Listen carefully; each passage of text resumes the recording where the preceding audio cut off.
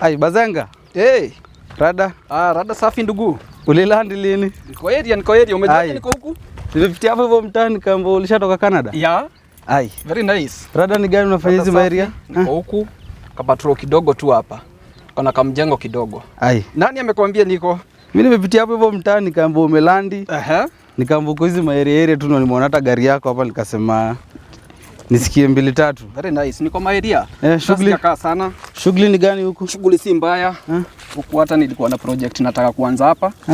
Ndio nilikuja huku kama nimevisit hiyo ofisi ya Mawega. Huko sasa nikakuja nikashika Kangondo.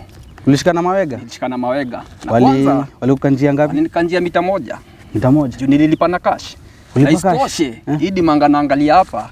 Nilimwagiwa lodi ngapi? Wewe acha. 2. Lodi 2. Sasa tusemeaje? Ni hadi sikuamini ndugu yangu.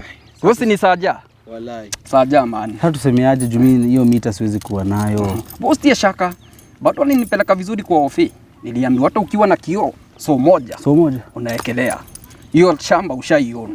Alafu unapigwa mwaka mzima huwa pole pole kabaridi tu. Wewe acha. Kama uko na hiyo ngats tuingie ofi. Twende wala ulipeleke ofisi kwa pande gani? Kasarani tu hapa. Twende basi. Police station. Mawega Company Limited, turning tenants into landlords.